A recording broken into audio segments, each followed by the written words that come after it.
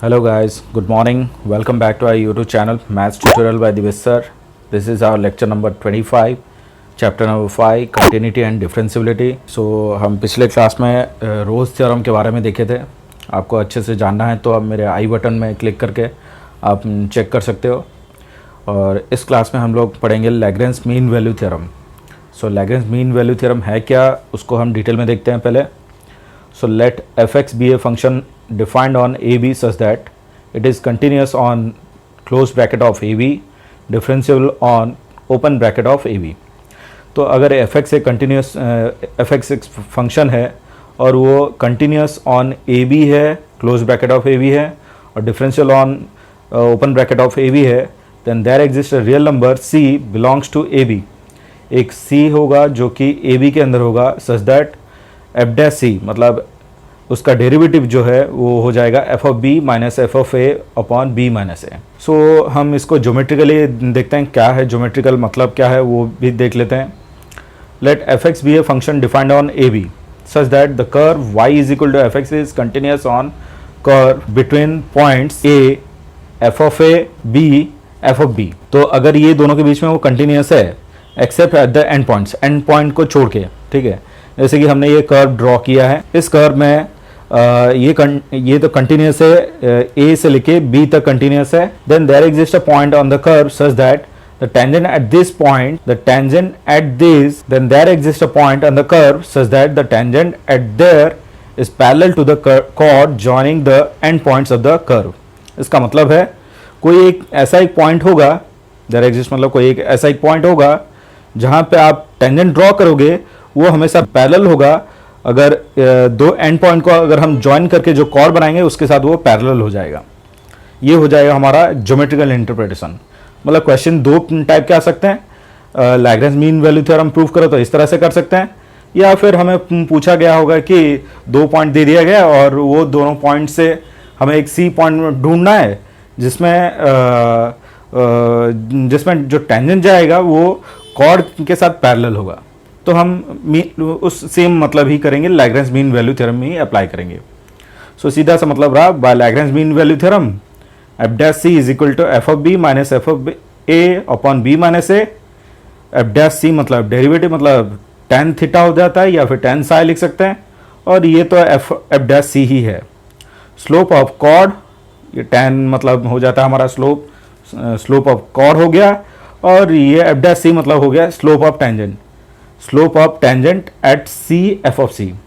ये हो गया, ये हो गया टेन साई जो है वो कॉर्ड का स्लोप है, सही है ना.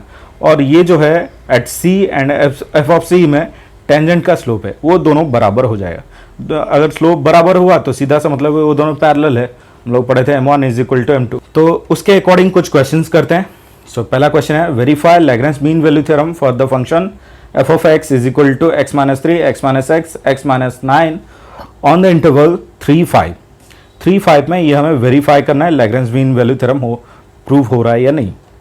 तो f of x ये है, उसको मल्टीप्लाई कर लेते हैं. ये तीनों को मल्टीप्लाई करेंगे तो आप खुद से मल्टीप्लाई करना, तो हमारा आंसर ये आ रहा है x cube minus 18x square plus 99x minus 162. मैंने क्या किया है, ये पूरा पेज बचाने के लिए और मेरे जो टाइम बचाने के लिए मैंने ये सब मेथड अप्लाई किया है. पहले से लिख के रखा है ताकि मुझे थोड़ा कम टाइम में वो रिकॉर्डिंग हो जाए. और जो मैं अगर लिखता हूँ तो ये राइटिंग जो है वो छोटा हो जाता है, तो पहले से लिख के रखता हूँ तो राइटिंग थोड़ा बड़ा होता है ताकि आपको देखने में ईजी हो. सो आप फिर से मेरे साथ रहिए.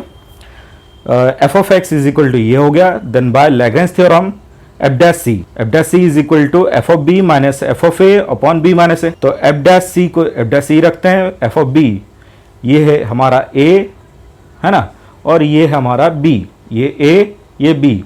तो एफ ऑफ बी मतलब F of 5 minus F of 3 upon 5 minus 3. अब पहले एफ डैश एक्स ढूंढ लेते हैं. एफ डैश एक्स मतलब इसका derivative that is 3x square minus 36x, अब तो आ गया होगा, प्लस 99, है ना. और दोबारा फिर से इसे लिखते हैं F dash X is equal to है F of 5 minus F of 3 by 2, है ना. एफ डैश एक्स के बदले ये पूरा लिख देते हैं, that is this 3x square minus 36x plus 99 F of 5 हो जाएगा हमारा, एफ ऑफ 5 मतलब यहाँ पे पुट करना है, ठीक है। पुट करने के बाद हमारा आंसर मिल जाएगा 8, है ना। एफ ऑफ 3 मतलब यहाँ पे पुट करना है तो हमें आंसर मिल जाएगा, क्योंकि एफ ऑफ 3 3 माइनस 3 0 हो जाता है, 0 इंटू समथिंग 0, तो 8/2 आ जाता है। इसे रिड्यूस करेंगे तो 4 आएगा। फिर 3x² minus 36x plus 95 is equal to, ये इस तरफ लेके माइनस कर दिया, 95 इज इक्वल टू 0। अब ये हो गया हमारा क्वाड्रेटिक फंक्शन, है क्वाड्रेटिक इक्वेशन। अगर क्वाड्रेटिक इक्वेशन है तो हम लोग जनरल मेथड फॉर्मूला पता है, that is x is equal to minus B plus और minus b² minus 4ac upon 2a। सही है। तो ये पूरा अप्लाई करने के बाद और सॉल्व करने के बाद हमारा दो आंसर मिलता है, एक प्लस में मिलेगा और एक माइनस में मिलेगा। प्लस में जो मिल रहा है 8.8, माइनस में जो मिल रहा है वो 4.8। सो बाय लैग्रेंज थ्योरम हमें पता है कि जो c है वो 3 और 5 के बीच में होना चाहिए, तो 3 और 5 के बीच में क्लियरली 4.8 है, 8.8 है ही नहीं, तो हम लोग आंसर हो गया हमारा c इज इक्वल टू 4.8, जो कि F dash c is equal to this होगा। सो हमने बाय लैग्रेंज थ्योरम c ढूंढ लिया। नेक्स्ट क्वेश्चन की तरफ मूव करते हैं। Apply mean value theorem to F of X is equal to cos X over 0 to pi. So हम लोग पढ़ चुके थे, that is polynomial function continuous होता है, कंटिन्यूस एंड डिफरेंशियल होता है। Sine X cos X tan X continuous on that domain होता है, ठीक है। Log X E to the power X A to the power X, ये सारे continuous function on that domain है। सो ये सब चीज़ें याद रखना है, ठीक है। So cos X is continuous on 0 to pi, differential on 0 to pi है, जहाँ पे a हो जाएगा हमारा 0, b हो जाएगा हमारा पाई। तो लैग्रेंज मीन वैल्यू थ्योरम हमें पता है, that is F of b minus F of a upon b minus a is equal to F dash c।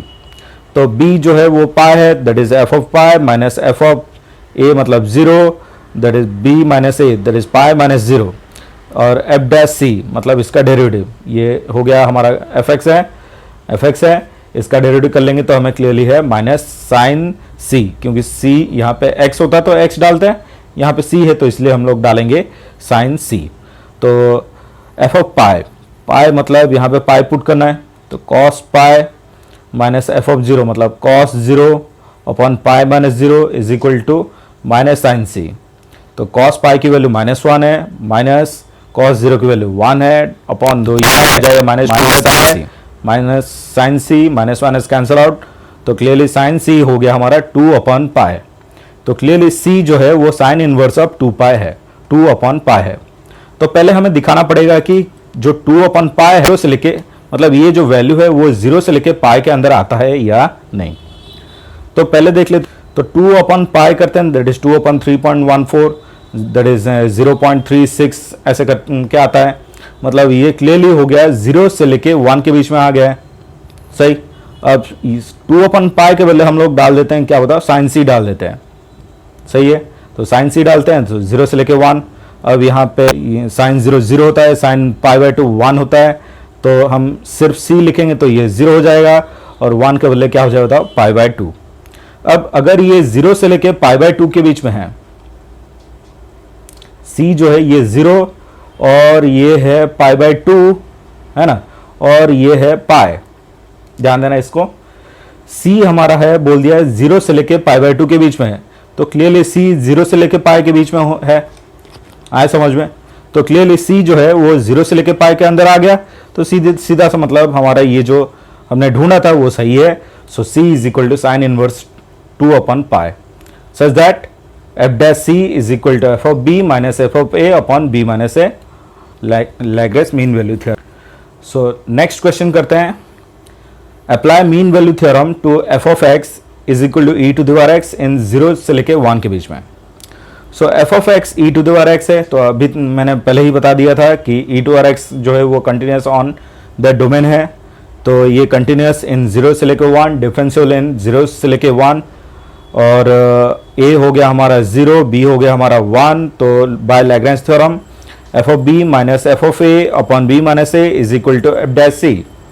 तो F of b that is b डालेंगे, b मतलब 1 है, एफ ऑफ 1 दैट इज हो जाएगा e to the power 1, सही है। F of a that is F of 0, सही है। तो यहाँ पे 0 डालेंगे तो ये हो जाएगा e to the power 0 upon b minus a that is 1 minus 0, is equal to F dash C. तो e to the power x का डेरिवेटिव भी e टू पावर x होता है, और यहाँ पे c डाला है तो यहाँ पे c हो जाएगा, तो is equal to e to the power c। Next ये हो गया e, ये e टू पावर 0 मतलब -1 upon 1 is equal to e to the power c।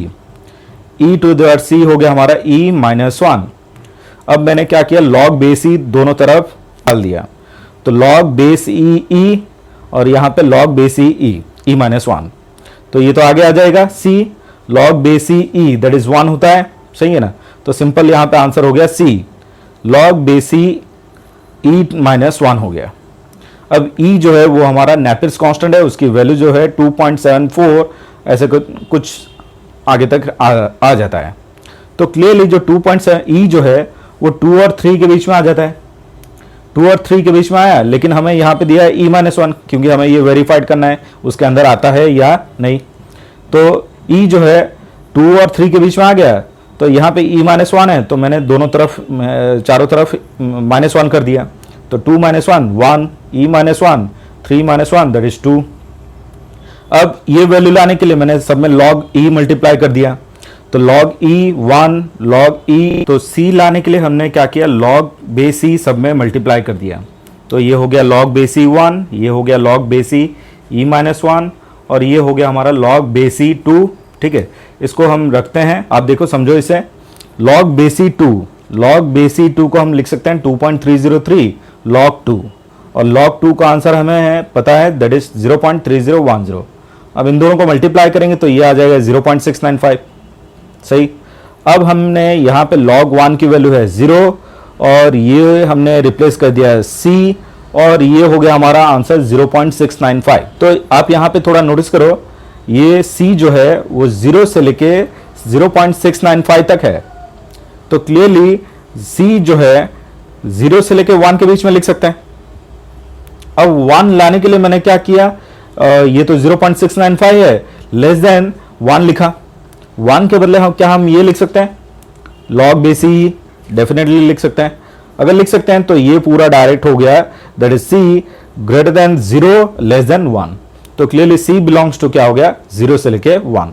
सो आराम से हमने प्रूव कर दिया कि c जो है 0 से लेके 1 हो गया, तो बाय लैग्रेंज थ्योरम c का आंसर हो गया यही है, log बेस e -1। आज के लिए इतना ही। Thanks for joining our class. Do like, share and subscribe my channel, and don't forget to hit the bell icon to have notification for my new videos. Thank you.